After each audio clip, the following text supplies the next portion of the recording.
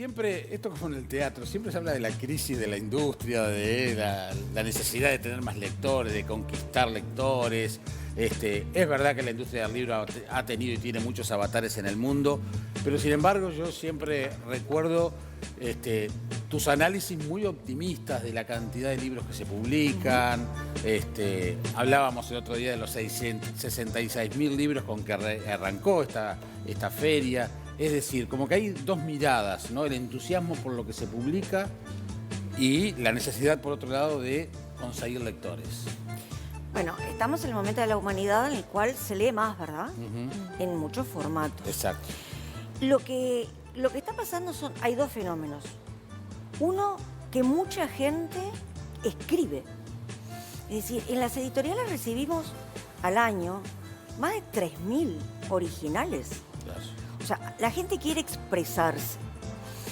Por otro lado, la industria editorial tiene costos muy altos para editar un libro. Es decir, si vos pensás en una tirada de 700, 800 libros, tenés que vender entre 400 y 500 para empatar, para hacerte de la inversión.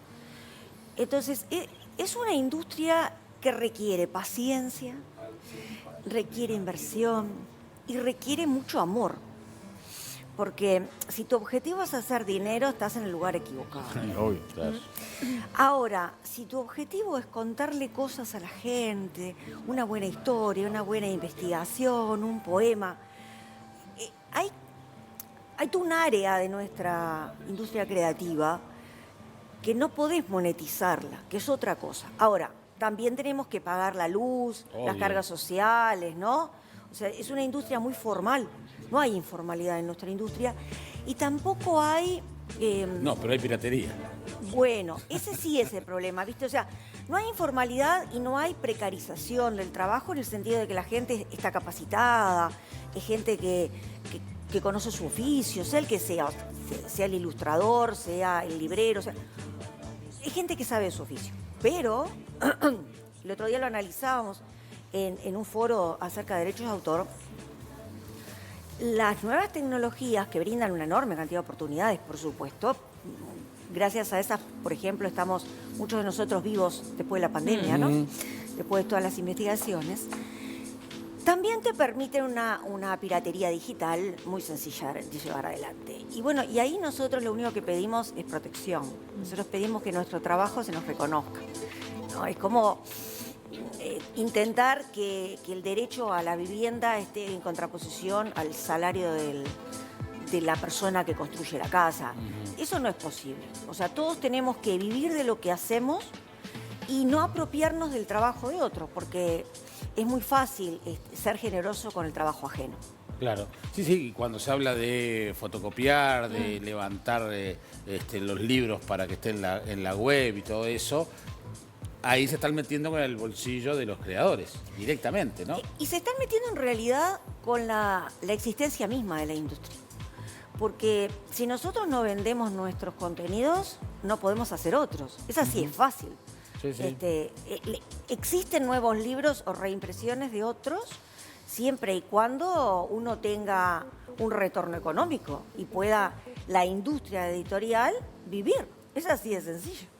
Con esto que hablas de las tecnologías que a veces juegan en contra, también hay un muy buen uso de las redes sociales en el tema de recomendación de libros, en blogs. ¿Cómo ha ayudado también eso a crecer? Porque hay mucha gente joven, muchos adolescentes que recomiendan libros, que tienen muchísimos seguidores. ¿Hay una sinergia interesante ahí? Por supuesto. O las mismas editoriales que les mandan a los bloggers para que recomienden. Es que toda esta gurizada que está en redes en diferentes formatos ya forma parte del mundo del libro. Y tienen, al igual que los periodistas, una autonomía absoluta, ¿no? O sea, ellos recomiendan lo que les gusta, leen lo que les gusta y plantean lo que ellos entienden que les aporta, ¿no? Para lo que sea, para divertirse, para no sé qué. Y realmente están siendo una pata importantísima a la hora de difundir, sobre todo, como decís vos. Influencers de libros, literalmente. Sí, son influencers y sin ninguna duda están en una sinergia permanente con el mundo editorial, en el trajín de libros, en actividades en la feria. Sí. Ya desde la feria infantil y juvenil están presentes. Bueno, Sí, de hecho está buenísimo. se generó en 44 años de Feria Internacional del Libro, hubo que generar una feria del libro infantil y juvenil, ¿no? Claro. Que no sé cuántos años tiene ahora, pero más o menos la mitad Sí. ¿no? 20 y pico tiene. Sí. Y recuerdo una frase tuya de alguna de las tantas charlas que hemos tenido, que la literatura infantil y juvenil salvó en su momento, en alguna crisis, a la industria del libro en general. En el mundo entero, los libros para los más chicos, sean los libros álbum, que son aquellos en los cuales la ilustración y el texto son uno, ¿no? Sí. Y la narrativa más tradicional, en el sentido de una historia, con más texto, tienen un auge brutal, brutal, acá y en el exterior, sobre todo por la calidad, ¿no? O sea, también allí se van generando fenómenos de adhesión y de cariño de los lectores. O sea, Cecilia Curvelo, por ejemplo, Sí. es un ejemplo de Claro. ello, ¿no? Divina. O sea, Cecilia es una rockstar, no hay ninguna Sí, duda claro. de eso, Genial. ¿no? Sí, sí. Y además es una persona que se preocupa por el lector, que se preocupa por cómo está, o sea, es siempre la gran diferencia entre el que escribe para adultos y el que escribe para niños es que el que escribe para niños o jóvenes siempre está en contacto con el lector. Claro. Eso es brutal. En la Sí, desde Roy Berocay hasta Ignacio Martínez, Sí, pasando de por ahí en Cecilia, adelante ¿viste? a todos. Ah, exacto, ¿no? exacto. Porque en pandemia lo que más sufrió fue justamente la literatura infantil y juvenil. Claro, Vale. porque faltaba ese... Porque te faltaba el contacto, entonces vos sacabas novedades y quedaban estancadas. Y sin embargo, la misma novedad se relanza y es un boom después. Y el contacto es esencial, absolutamente esencial. El ir a la escuela, al liceo, al CAIF, al recorrer, eso forma parte de, como decís vos, conseguir nuevos lectores, ¿no? ¿Y cómo conseguimos nuevos lectores que vayan a esta feria en la Intendencia de aquí al 13 de noviembre? ¿Qué les decimos? Y yo creo que en 66.000, Ya hay menos, un ¿sí? poco más, ya hay más. ¿Ah, sí? Y ¿Más claro, libros? Pero si y la claro, gente está llevando. sí, la gente está llevando, pero Se repone. Pero además, estamos en Uruguay. Hay libros que se van a presentar en la feria que todavía están en imprenta. Es verdad, Bien. es verdad, es verdad. Pero bueno, es una... Entonces, yo lo que creo es que en 66.000 libros a alguno les va a gustar. No, y la variedad de precios que hay. Claro. Porque el machete lo que me preguntó el lunes, el martes, fue, che, y hay ofertas, y es increíble. Ayer tuve tiempo de recorrer y hay libros muy baratos que en su momento eran libros caros porque eran importados, de editoriales extranjeras, y hoy están a Son- 50 pesos. Son libros anteriores, 100 pesos. claro. Lo que pasa es que el señor fue y encontró una primera edición. Estaba loco. Pero, claro, pero no quiso hacer una oferta acorde, ¿no? Ah, no, O sea, señor. Si él hubiera hecho una oferta acorde al Luego te librero, seguro el Yo no puedo librero. creerlo. La señora me dijo que no había libros de segunda mano y había libros de segunda mano. Al contrario, yo le dije que fuera a la librería Libros del Paso, que tenía una vitrina.